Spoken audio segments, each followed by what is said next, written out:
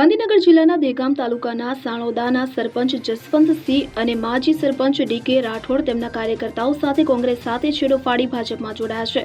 દહેગામ તાલુકાના સાણોદા ગામે ભાજપના ધારાસભ્યના અધ્યક્ષસ્થાને ભારતીય જનતા પાર્ટીની એક બેઠક યોજવામાં આવી હતી। આ બેઠકમાં ભાજપના આગેવાનો ધારાસભ્ય બલરાજસિંહ ચૌહાણ, ભાજપ પ્રમુખ કેતનભાઈ પટેલ અને અન્ય ભાજપના મહાનુભાવો ઉપસ્થિત રહેવા પામ્યા હતા। બેઠક દરમિયાન સણોદા ગામના સરપંચ જસવંતસિંહ તેમજ માજી સરપંચ ડીકે રાઠોડ અને તેમના કાર્યકર્તાઓ સાથે કોંગ્રેસને અલવિદા આપીને ભાજપ ખેસ ધારણ કર્યો હતો। કોંગ્રેસને અલવિદા કરી ભાજપમાં જોડાતા સરપંચ, માજી સરપંચ અને તેમના કાર્યકર્તાઓને ભાજપના ધારાસભ્ય બલરાજસિંહ અને તેમને ખેસ પહેરાવીને તમામનું સન્માન કર્યું હતું અને ભાજપના આગેવાનો અને કાર્યકર્તાઓએ તેમને આવકારીને અભિનંદન પાઠવ્યા હતા। આમ તો બલરાજસિંહ જે કીધું કે અમે બધા જોડે અભ્યાસ કરતા હતા। બલરાજસિંહ અમે કોલેજ કાળથી બંને મિત્રો હતા। બીજું કે જિલ્લા પંચાયતમાં જે 3 ટર્મથી ગુણવંતભાઈ જે ચૂંટાઈ આવે છે તે પણ અમે ક્લાસમેટમાં જોડે જ હતા, અભ્યાસ કરતા હતા।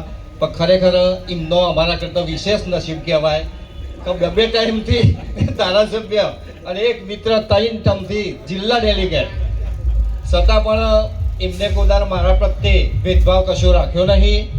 બીજું કે મોહબ્બતભાઈએ અને કનુભાઈએ જે વાત કરી, જસુકાકાએ જે વાત કરી કે સાણોદા ગામ મૂળ જનસંઘથી ગાભાજી મંગાજી વખતથી મારા મોટા બાપા, ખોડા બાપા એવા જે વડીલો હતા ત્યાં તો અમે નાના હતા।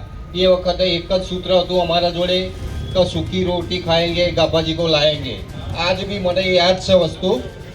અને તારના ખરેખર અમે ભાજપમાં જ હતા। જે વચ્ચેના સમયગાળામાં અમારાથી થોડું જે અંતર હતું એ આજે પૂરું કરીએ છીએ અને પ્રેમથી તમારા જોડે છીએ।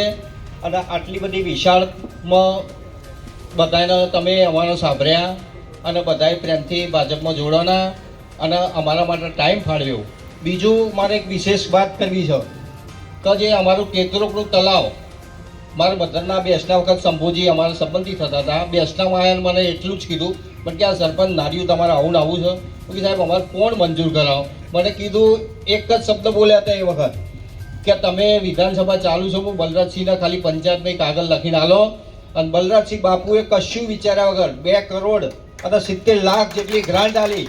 ખરેખર અમારા 40% ખેડૂતો વડવાસા, મોમાપરાના બધાનો લાભ મળી રહ્યો છે।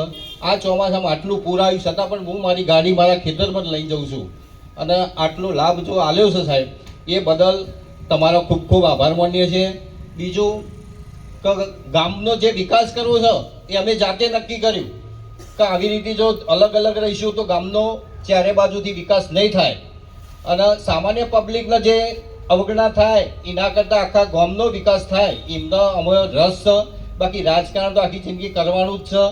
પણ મોહમ્મદ કાકાએ ના કીધું કે ડબલ એન્જિનવાળી સરકાર છે, હવે ટ્રિપલ એન્જિનવાળી સરકાર, એટલે એ બધું ધ્યાને રાખી આટલા બધા વિશાળ જનમેદનીમાં બધા ભાજપમાં અમે જે જોડાના છીએ એમાં અમારા ખાસ આનંદભાઈ, પછી ઘણી બધી ટીમ છે।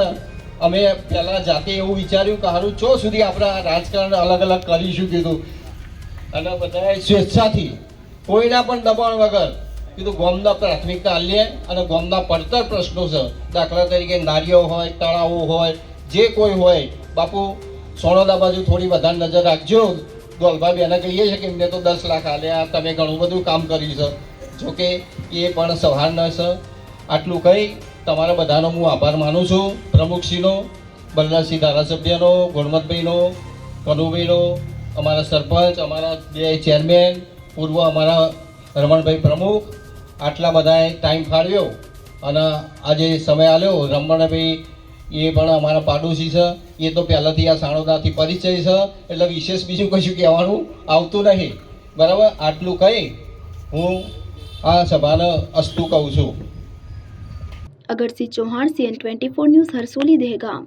હવે જુઓ દેશ દુનિયાની તમામ ખબરો તમારી આંગળીના ટેરવે।